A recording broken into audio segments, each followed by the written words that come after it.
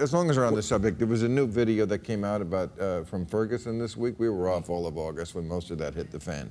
But it's a guy who was doing landscaping right near the area, and we don't see the incident itself, but we see the guy who obviously saw the incident on video going, he had his hands up.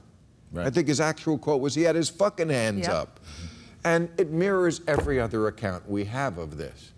And it just shows that, you know, this guy, this Michael Brown guy, was just gunned down in the street when he was surrendering. And again, I don't think we need new laws. I don't think we need reparations. I just think white America needs to stop putting forth this toxic idea that racism is over. And the fact is,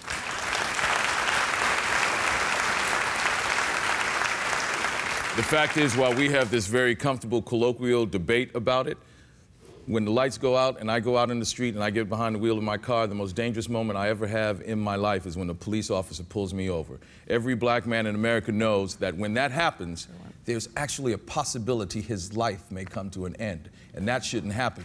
It actually happened to me in Louisiana, dressed as I am, going to my uncle's funeral, 2 toddlers in the back. I just picked up my cousin from Chicago, 100 degrees on the road in Louisiana. I'm pulled over, and I sat there waiting for the cop to come. I have a habit of always taking my wallet out and putting it on the dash to make sure he doesn't think this is going for a gun. I sat there and sat there and sat there, and I realized he hadn't come. Air condition on, 100 degrees, and I look in the mirror and I see.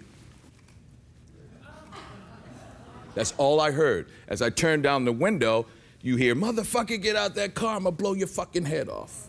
Now, he didn't have the training to say, I'm gonna come up to the car. I had to tell these toddlers, be cool, everything's fine, Uncle Wendell's gonna get out the car, everyone, don't move. I put my hands up, get the car, open the door from the outside. But I told the officer, why didn't you use your PA? Simple, get in your car. Well, why didn't you respond? I said, I had the windows up, it's 100 degrees and the air conditioner is on. I can't hear you.